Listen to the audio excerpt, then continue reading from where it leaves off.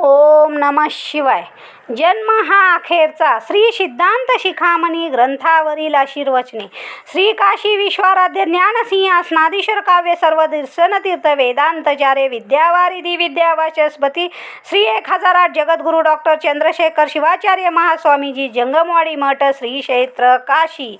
भाग 3. अंग षटस्थलांतर्गत प्रसादी स्थल. आशीर्वचन पहिले. प्रसादी स्थल 1. श्री काशी ज्ञानसिंहासनाचे आद्य जगद्गुरु विश्वाराध्यापासून विश्वेश्वर शिवाचार्यापर्यंत जी गुरु परंपरा चालत आली आहे तिला अनंत प्रतिपात करून येथे उपस्थित असलेल्या जिज्ञासू सद्भक्तांनो आणि सत्संग प्रेमी मातांनो, पवित्र श्रावण मासात महान दार्शनिक ग्रंथ श्री सिद्धांत शिखामणीतील तत्वज्ञान आपण सर्वजण श्रद्धेने ऐकत आहात. प्रारंभापासून माहेश्वर स्थलातील उपस्थलावरील आशीर्वचन आपण विस्तारपूर्वक श्रवण केली आहेत. आजपासून षटस्थलातील माहेश्वर स्थलानंतर येणाऱ्या प्रसादी स्थलावर विवेचन करायचे आहे. श्री सिद्धांत शिखामणीचे श्रोता अगस्त्य महर्षी आहेत तर वक्ता जगद्गुरु रेणुकाचार्य आहेत. एका स्थलाचे विवेचन संपले की समोर बसलेला श्रोता पुढील स्थलासंबंधी प्रश्न विचारतो. श्रोत्यांच्या मनात जिज्ञासा वृत्ती नसेल तर वक्त्याला पुढील विवेचन करता येत नाही. थोडे ऐकून श्रोते तृप्त झाले तर प्रवचन तेथेच संपून जाईल. जीवात्म्याला आपल्या मूलस्थानापर्यंत शिवापर्यंत पोहोचवायचे असेल तर त्याला षटस्थलाचा प्रवास करावा लागतो. याविषयी प्रारंभी जगद्गुरु रेणुकाचार्यांनी सांगितले आहे. अगस्त्य हे सामान्य श्रोते नव्हते. वेदांताचे अध्ययन केलेले बहुश्रुत ज्ञान संपन्न असे महर्षी होते. त्यांच्या मनात जेव्हा द्वैत सिद्धांत खरा की अद्वैत सिद्धांत खरा असा संदेह उत्पन्न झाला त्यावेळी द्वैताचा समन्वय करणाऱ्या द्वैत तत्वज्ञानाचा म्हणजेच षटस्थल तत्वज्ञानाचा त्यांना जगद्गुरु रेणुकाचार्यांनी उपदेश केला. माहेश्वर स्थलाचे विवेचन संपताच अगस्त्य महर्षींना प्रश्न केला. अगस्त्य महर्षी विचारतात की हे गणनायका रेणुका, इष्टलिंगावर दृढ निष्ठा ठेवणाऱ्या भक्ताला माहेश्वर म्हणतात हे समजले, परंतु हा माहेश्वर प्रसादी कसा होतो ते समजावून सांगा. या प्रश्नाचे उत्तर जगद्गुरु रेणुकाचार्यांनी दिले आहे. भक्ताच्या विकास क्रमाने साधकाचा विकास होतो असे वीरशैव सिद्धांतात सांगतो. श्रद्धा भक्ती ही पहिली भक्ती, निष्ठा भक्ती ही दुसरी भक्ती, तिसरी भक्ती म्हणजे अवधान भक्ती. भागवतादी ग्रंथात श्रवण कीर्तन स्मरण पाद सेवन अर्चन वंदन दास्य सख्य आणि आत्मनिवेदन असे भक्तीचे 9 प्रकार सांगितले आहेत. यालाच नवविधा भक्ती असे म्हणतात. परंतु येथे भक्तीचे 6 प्रकार सांगितले आहेत: श्रद्धा, निष्ठा, अवधान, आनंद, अनुभव आणि समरस. अवधान म्हणजे निरंतर जागृत राहणे, सदैव शुद्धीवर असणे. मनुष्य नेहमी बेशुद्ध बेहोश असतो. त्याच्या मनात कोणता ना कोणता तरी विचार चाललेला असतो. याला एक प्रकारची स्वप्नावस्था मानतात. जागृती, स्वप्न, सुषुप्ती अशा मनाच्या 3 अवस्था आहेत. जागृतीची एक सुषुप्ती अवस्था असते. पुढील अवस्थाचे असेच 3 प्रकार केले जातात. आपण आता ज्या अवस्थेत बसलो आहे ती ही जागृत अवस्था होय. या अवस्थेत आपले स्थूल शरीर व सूक्ष्म शरीर दोन्ही कार्यरत असतात. स्थूल व सूक्ष्म या दोन्ही शरीरांचा संयुक्त रूपाने जेव्हा व्यवहार होत असतो ती जागृत अवस्था. केवळ सूक्ष्म शरीर जेव्हा कार्यरत असते त्यावेळी ती स्वप्नावस्था असते. तुम्ही जेव्हा झोपेत असता तेव्हा तुमचे स्थूल शरीर अंथरुणावर निवांत पडलेले असते, तरी तुम्ही स्वप्नात फिरता, बाजारात जाता, कोणासोबत भांडता, सत्संग करता. जसा तुमचा व्यवहार असतो तशी तुम्ही स्वप्ने पाहत असता. हे सर्व कसे घडते तर तुमचे सूक्ष्म शरीर काम करीत असते. स्थूल शरीराविना होणारा व्यवहार हीच स्वप्नावस्था. जेव्हा स्थूल व सूक्ष्म ह्या दोन्ही शरीराकडून व्यवहार होत नाही तेव्हा ती सुषुप्ती अवस्था असते. यालाच आपण गाढ निद्रा म्हणतो.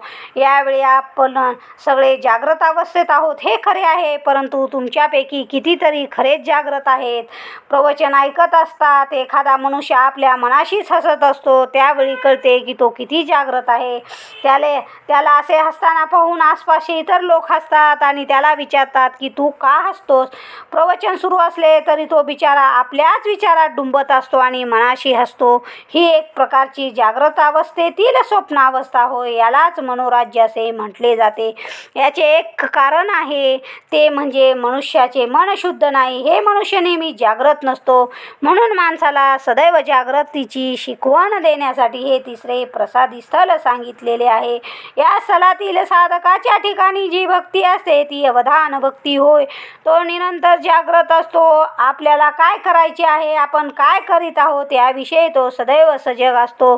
या स्थलाला प्रसादी स्थल का म्हणतात तर मन प्रसाद योगेने प्रसादितेष्य कथ्यते. ज्याच्या मनात सदैव प्रसन्नता नांदते त्याचे नाव प्रसादी.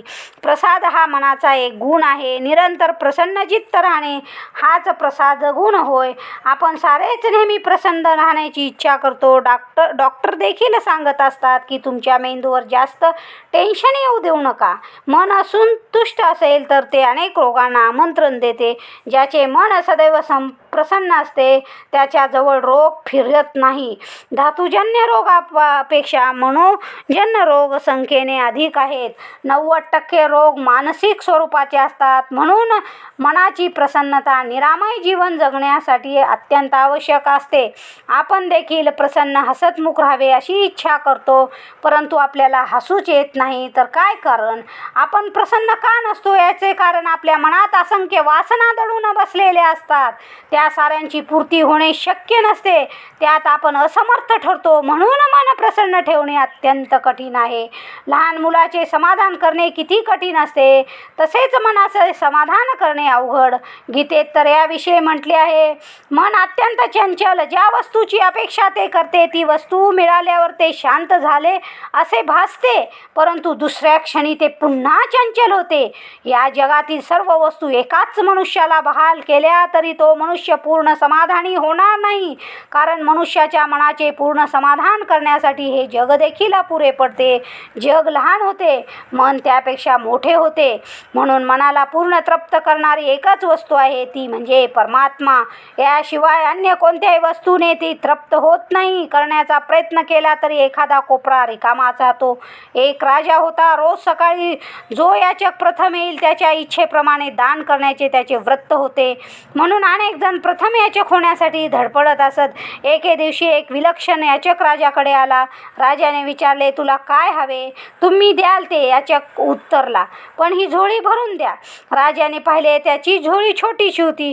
राजाने सेवकांना आज्ञा केली, धनधान्य वस्त्रांनी या याचकाची झोळी भरून टाका. सेवकांनी वस्तू आणायला ओतायला सुरुवात केली. काही केल्या झोळी भरेच ना. धान्याचे कोठारे रिकामे झाले, खजिने रिकामे झाले.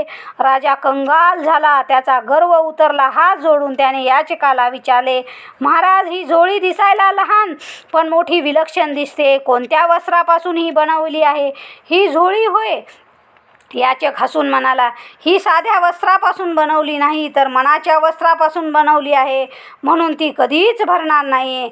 पण महाराज, राजाने विचारले, जगात एखादी तरी वस्तू असेल की जिच्यामुळे ही झोळी पूर्ण भरेल? होय, आहे. याचक म्हणाला, परमात्मा ही वस्तू यात टाकली तरी ही झोळी पूर्ण भरते. जगातल्या साऱ्या वस्तू एकाच माणसाला अर्पण केल्या तरी तो पूर्ण तृप्त होऊ शकत नाही. ज्याच्या हृदयात परमात्म्याचा निवास आहे तोच पूर्ण संतुष्ट राहू शकतो. त्याला भोगाची सामग्री कशी मिळेल पण आहे त्यात तो समाधान मानतो. निजगुण शिवयोगी म्हणतात, दोरे एलेनंदरुळू परिणिते दळे उंदे चंदमम. अर्थात जे मिळेल त्यात समाधान मानले तरच आपले जीवन सुखी होऊ शकते. कितीही मिळाले तरी त्यात समाधान मानण्याची वृत्ती नसेल तर मनुष्य कधीच सुखी होऊ शकणार नाही. मनाच्या प्रसन्नतेसाठी आचार्यांनी एक सुंदर युक्ती सांगितली आहे. जर तुम्हाला प्रसादी व्हायचे असेल तर तुमचे मन निरंतर प्रसन्न राहील असा प्रयत्न करा. आपण खूप प्रयत्न करतो तरी मन प्रसन्न राहत नाही. याचे कारण काय? तर ज्यामुळे मनाची उत्पत्ती होते त्या कारणाची आपण चिकित्सा करत नाही, ती करायला हवी. मनाची शांती, समाधान, सद्भाव याचेच नाव प्रसाद. हा प्रसाद गुण मनात येण्यासाठी तुम्ही प्रसाद सेवन केले पाहिजे. उपनिषेदात सांगितले आहे, अन्नमय सौम्य मन अपोमय प्राणहम. जिवंत राहण्यासाठी माणसाला पाण्याची आवश्यकता असते. मन जिवंत ठेवण्यासाठी अन्नाची गरज असते. मनुष्य कितीही ज्ञानी असला तरी तो उपाशीपोटी व्याख्याने देऊ शकत नाही. पोट उपाशी असले तर डोक्यात अन्य विचारच येणार नाहीत. विचार येईल तो फक्त जेवणाचा. उपनिषेदात एक कथा आहे. एका महर्षीचा पुत्र दुसऱ्या महर्षीच्या आश्रमात वेदाध्ययन करून परत आला. तेव्हा पित्याने विचारले, तू काय काय शिकलास, काय पाठ केलेस? वेद, उपनिषदे, पुराणे सारी कंठस्थ केली आहे मी. पुत्राने उत्तर दिले आणि त्याने पित्याच्या सांगण्यावरून पाठ केले, सारे व्यवस्थित म्हणून दाखवले. बाळा, महर्षी म्हणाले, तुझे मन जागृत आहे म्हणून तुला सर्व अभ्यास आठवतो, त्याची स्मृती आहे. परंतु जेव्हा तुझे मन मूर्छित होईल तेव्हा तू सारे काही विसरून जाशील. ते कसे होईल? शक्यच नाही. तू हळूहळू जेवण कमी कर आणि 15 दिवस काहीच न खाता केवळ पाणी पिऊन राहा, मग बघू तुझा अभ्यास. पित्याने सांगितल्याप्रमाणे मुलाने 15 दिवस उपवास केला. नंतर त्याने प्रयत्न केल्यावर काही मंत्र आठवले, काही मंत्र आठवणार. एवढी सगळी घोकमपट्टी केली, ती सर्व विस्मरणात गेली. वडिलांचे म्हणणे त्याला पटले. याचे एकच कारण म्हणजे की मनाचा पोषक जो आहार तो न मिळाल्यामुळे मन क्षीण झाले आणि त्याचे संस्कार दुर्बल झाले. त्याने पुन्हा जेवण्यास सुरुवात केली की मन प्रसन्न झाले आणि पुन्हा त्याची स्मृती टवटवीत झाली. यावरून हे सिद्ध होते, आपण आज जे अन्न सेवन करतो तेच 40 दिवसानंतर मनात परिवर्तित होते. जसा आहार असेल तसे मन बनते. सात्विक, राजस व तामस असे आहाराचे प्रकार आहेत. जो आहार घेतल्यावर लगेच झोप येते तो तामस आहार होय. शिळे अन्न खाऊन पूजेला बसले तर झोप येते. राजस आहार घेतल्यावर कोणी विचारले नाही तरी मनुष्य स्वतःचे काहीतरी सांगत राहतो. जेवण्यामुळे तो जेवढा तृप्त होतो त्यापेक्षा कसे आणि किती जेवलो हे दुसऱ्याला सांगण्यामुळे अधिक तृप्त होतो. आपल्या घरात काही गोडधोड केले तर ते त्याने स्वतःच खाले, इतरांना दिले नाही. तरी इतरांना घरी जाऊन तो काय जेवले याची चौकशी करून आपण आज काय खाल्ले हे तो रंगवून सांगत असतो. थोडक्यात जे जेवण घरात स्वस्थ बसू देत नाही ते राजस समजावे. चटकन पचणारा, मन शांती देणारा आहार सात्विक आहार होय. या आहारामुळे मनात सत्वगुण उत्पन्न होतो. ज्याच्या मनात उन्नत विचार येतात तो सात्विक आहार सेवन करणारा असतो आणि तो आहार देखील ईश्वरार्पण करून प्रसाद म्हणून सेवन करतो. मनाची निर्मलता म्हणजेच प्रसाद. ही निर्मलता कशी प्राप्त होते तर सांगतात, आपल्या पूज्य इष्टलिंगाला नैवेद्य दाखवून भोजन केले तर तो प्रसाद होतो. त्यामुळे मनातले सारे दोष नाहीसे होतात. ईश्वराला नैवेद्य दाखवणे म्हणजे त्याला जेवण घालणे नव्हे. तुझ्याकडे हात आणि माझ्याकडे भात खायचे आपणच असते, पण ईश्वराला दाखवून. ईश्वर जर काहीच खात नसेल तर त्याला दाखवण्याची तरी काय गरज आहे? तर जर त्या अन्नात दोष असेल तर तो ईश्वर ग्रहण करतो. ईश्वर दोषग्रही आहे, त्याला चांगले देण्याची गरज नाही. त्याला आपले दोष दुर्गुण हवे असतात. निसर्ग आणि परमात्मा यो दोन्ही तर एक समान गुण आहे. आपण कोणतीही दूषित वस्तू निसर्गाला अर्पण केली तर तो ती वस्तू परिशुद्ध करून आपल्याला परत करतो. फुलझाडाला आपण खत घालतो, हे सुगंधी नसते. दुर्गंधयुक्त पाणी आपण फुलझाडाला देतो, परंतु त्यावर उमलणारी फुले दुर्गंधी नसतात, ती सुगंधित असतात. उसाच्या शेतात आपण गटारगंगा ओततो तरी उसाचा रस मात्र अत्यंत मधुर असतो. गटारगंगेसारखा नसतो. गटाराचे पाणी आपण पिऊ शकत नाही, हुंगणे देखील शक्य नाही, पण तेच पाणी पिऊन ऊस मात्र गोड रस देतो. आपण तो आवडीनं खातो पितो. तुम्ही दुर्गंध देता, त्याचे परिमार्जन करून निसर्ग तुम्हाला सुगंध देतो. तुम्ही निरस देता, तो तुम्हाला सुरस देतो. निसर्ग अर्थात प्रकृती हा परमात्म्याचा एक अंश आहे. जंगनमय स्थलात आपण याविषयी ऐकले आहे. पृथ्वी हा परमात्मा आहे, तुम्ही द्याल ते ती शुद्ध करते. परमात्मा जलस्वरूप आहे, तो सारे काही धुवून स्वच्छ करतो. तुम्ही द्याल ते परिशुद्ध करणे हा प्रकृतीचा गुण आहे. तोच गुण परमात्म्याच्या ठिकाणी आहे. वाईटातली वाईट वस्तू शुद्ध करून तो आपल्याला परत करतो. ईश्वराला नैवेद्य दाखवण्याचे कारण देखील हेच आहे. मनुष्य अनेक प्रकारची पापे करतो, चोरी करतो, खोटे बोलतो, कोणाची वंचना करतो, भल्या बुऱ्या मार्गाने द्रव्यार्जन करतो. त्या द्रव्याने विकत घेतलेले अन्न तो खातो, तेव्हा त्याचे मन देखील देखील दूषित होऊन जाते. त्या दूषित अन्नाला शुद्ध करण्यासाठी ईश्वराला नैवेद्य दाखवला जातो. अन्नामधला दोष ईश्वर सेवन करतो आणि निर्दोष अन्न आपल्याला देतो. अन्नातला सर्वात मोठा दोष म्हणजे ममत्व. हे माझे आहे ही भावना, प्रत्येक वस्तूमधील ममत्वभाव हा सर्वात मोठा दोष मानला जातो. ज्या क्षणी तुम्ही कमावलेली वस्तू ईश्वराला अर्पण करता त्या क्षणी तो त्यातील ममत्व खाऊन टाकतो. तेव्हा त्या वस्तूवरील तुमचे नाव नष्ट होते, मालकी न संपते. ती वस्तू म्हणजे ईश्वराचा प्रसाद होते. अशा प्रसादाचे सेवन केले तर मन प्रसन्न होते. आपले मन सदैव चिंताग्रस्त असते. दुधाच्या समुद्रावर जो राहतो त्याला गाय पाळण्याची, तिचे दोहन करण्याची जरुरी नसते. त्याच्या स्नानासाठी आणि कपडे धुण्यासाठी दूध असते. तो कशाला गायीची चिंता करेल. त्याप्रमाणे जो सद्गुरूच्या चरणाजवळ निरंतर राहतो त्याच्या चालण्या बोलण्यातून आपल्याला ज्ञान प्राप्त होत असते. केवळ घरात बसून ज्ञानप्राप्ती होणार नाही, म्हणून गुरुचे सानिध्य हा अलभ्य लाभ मानला जातो. ग्रंथ वाचो अथवा न वाचो, गुरु संगतीत निरंतर राहणारा मनुष्याला ज्ञानप्राप्ती होतेच. बऱ्याच जणांना मुक्तीची चिंता असते. आपल्याला मुक्ती मिळेल की नाही. आचार्यांनी सांगितले आहे की मुक्तीची चिंता करू नका. अन्न हे पहिले ब्रह्म, अन्न परब्रह्म मानले जाते. अन्न नसेल तर ब्रह्मज्ञान होणार नाही. अन्नाला तुम्ही ईश्वर माना असे आचार्य सांगतात. स्वयंपाक केल्यानंतर अन्न ब्रह्माची पूजा केली जाते. पूर्वी प्रत्येक घरी केली जात असे. आज देखील जेथे भंडारा असतो, अन्नदान होते, तेथे केली जाते. घरात अन्न शिजल्यावर त्याची पूजा करायला हवी, नंतर भोजन केले पाहिजे. परंतु तेवढा वेळ कुणाला आहे. जिथे इष्टलिंगाची पूजा करायला आपल्याला वेळ मिळत नाही, तिथे अन्नाची पूजा करायला कसा मिळणार. प्रथम अन्न ब्रह्माची पूजा करावी, नंतर ते अन्न शिवार्पण केल्यावर ते अन्न राहत नाही तर तो अन्नप्रसाद होतो. म्हणून वचनकार सांगतात की तुम्ही मुक्तीची चिंता कशाला करता. तुम्ही रोज जर प्रसाद सेवन केला तर मुक्तीची चिंता नको. इथे तर तुम्हाला रोजच प्रसाद मिळतो. महाप्रसाद घेतल्याशिवाय घरी जाऊ नये अशी गोड विनंती केली जाते. तुम्ही एवढे भाग्यवान आहात, इथे मिळतो तो प्रसाद, घरी जाऊन तुम्ही जेवतो तो अन्न. कारण घरी अन्न ब्रह्माची पूजा होत नाही आणि ते अन्न ईश्वरार्पण देखील केले जात नाही. येथे तसे घडत नाही. प्रथम चुलीची पूजा केली जाते, नंतर अन्नाची पूजा केली जाते. ईश्वराला नैवेद्य दाखविल्यावर मग सर्वांना भोजन वाढले जाते. या साऱ्या क्रिया जर तुमच्या घरी घडल्या तर तुम्हालाही रोज महाप्रसाद प्राप्त होईल. आपल्या सिद्धांताप्रमाणे भोजन करणे ही देखील एक पूजाच होय.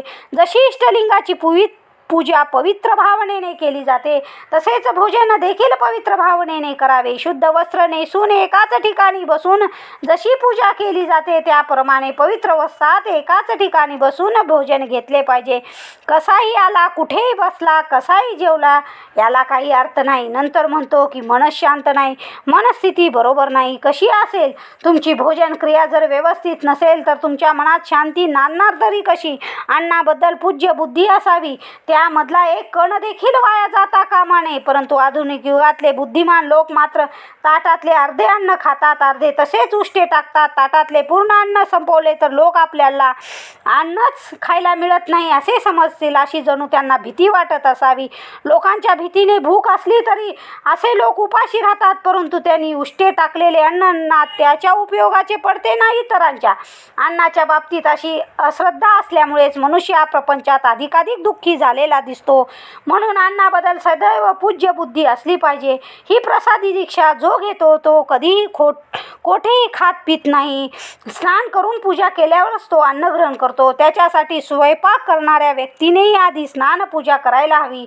म्हणून बऱ्याच लोकांना दीक्षा घेण्याची भीती वाटते, परंतु तुम्हाला जी दीक्षा दिली जाते ती या प्रकारची नाही, साधी आहे. दिवसात केव्हाही स्नान करून आपल्या इष्टलिंगाची पूजा केल्यावर त्याला अर्पण करून भोजन करावे. इष्टलिंगाला दाखविल्याशिवाय भोजन करू नये एवढे एकच बंधन त्यामध्ये आहे. एका व्यक्तीने प्रसादी दीक्षा घेतली होती. ही दीक्षा मोठी कठीण असते. भोजन करताना अन्नाचा एकही कण खाली पडू नये अथवा ताटामध्ये उरू नये. भोजन करताना तो रोज एक सुई जवळ घेऊन बसत असे आणि भोजन संपल्यावर ती सुई जागेवर नीट ठेवून देत असे. हा प्रकार पाहून पत्नीला मोठे आश्चर्य वाटत असे. एके दिवशी तो ग्रस्त मरणासन्न अवस्थेत बिछाणावर पडला होता.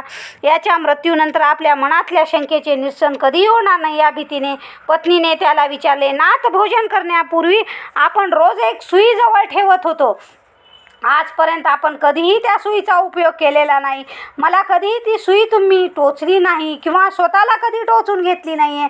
मग भोजन करताना सुई जवळ बाळगण्याचे प्रयोजन कोणते? पती म्हणाला, जेव्हा माझ्या गुरुनी मला प्रसादी दीक्षा दिली तेव्हा त्यांनी मला बजावले होते की ही सुई घे आणि भोजन करताना ती जवळ बाळग. तुझ्याकडून अथवा तुझ्या पत्नीकडून चुकून जरी अन्नाचा एखादा कण खाली पडला तर या सुईने तो तात्काळ उचलून ग्रहण कर व क्षणी प्राणत्याग कर. प्रसादी स्थलात अन्न हे परब्रह्म मानले जाते. चुकून जरी अन्नाचा कण खाली पडला तरी ती अन्नब्रह्माची अवहेलना झाली असे समजावे. माझ्या आयुष्यात माझ्याकडून आणि तुझ्याकडून असे काही घडले नाही म्हणून त्या सुईचा उपयोग कधीही करावा लागला नाही. आपल्या सिद्धांतात अन्नाबद्दल एवढी श्रद्धा बाळगण्याची परंपरा आहे, परंतु आज मात्र ही परंपरा बदलली आहे. पशुप्रमाणे इकडे तिकडे हिंडत फिरत हातात प्लेट घेऊन भोजन केले जाते. हे आपल्या सिद्धांताविरोधात आहे. एकाच ठिकाणी बसून पवित्र भावनेने जशी पूजा केली जाते तसे अन्नाबद्दल श्रद्धा बाळगून भोजन केले पाहिजे. असे केले तरच तुम्ही प्रसादी व्हाल, तुमचे मन प्रसन्न राहील. ईश्वराला वाहिलेले बेलफूल इत्यादींना निर्माल्य म्हटले जाते. अथ निर्माल्य विसर्जनम असा मंत्र म्हटला जातो. हे निर्माल्य आपण कोठेही फेकून देतो, परंतु शास्त्रात सांगितले आहे की कुणाच्या पायांना स्पर्श होणार नाही अशा ठिकाणी निर्माल्य फेकावे अथवा त्याचे सेवन करावे. शिवाला वाहिलेल्या बेलफुलाला अथवा पाण्याला कोणाच्या पाया लागला तर तो मोठा दोष गणला जातो. ईश्वराच्या डोक्यावर वाहिलेले बेलफूल आपल्याही मस्तकावर धारण करावी, हुंगावी अथवा भक्षण करावी. म्हणून जे काही शिवाला अर्पण केले जाते ते जर मस्तकावर धारण केले, हुंगले, भक्षण केले, त्याविषयी आधारभाव दाखविला तर त्यामुळे आपले मन निर्मळ होते. मनाच्या प्रसन्नतेसाठी निर्मल शिवज्ञान कारणीभूत होते आणि शिवज्ञानाला कारण शिवनिर्माल्य असते. तुमचे मन जर शुद्ध नसेल, ते प्रसन्न नसेल तर शिवज्ञान कसे प्रकाशणार? म्हणून रोज शिवप्रसाद घेणे मनाच्या प्रसन्नतेसाठी आवश्यक आहे. मनाच्या प्रसन्नतेसाठी अन्नशुद्धीची आवश्यकता आहे. मन शुद्ध करायचे असेल तर अन्न शुद्ध केले पाहिजे. ईश्वर अर्पण केल्यावरच अन्न शुद्ध होते आणि प्रसादान्नाच्या सेवनानेच मन प्रसन्न होते. असे प्रसादान्न सेवन करणारा पुरुषच प्रसादी म्हणविला जातो. एवढे सांगून आजचे आशीर्वचन समाप्त करीत आहोत. ओम शांती शांती शांती.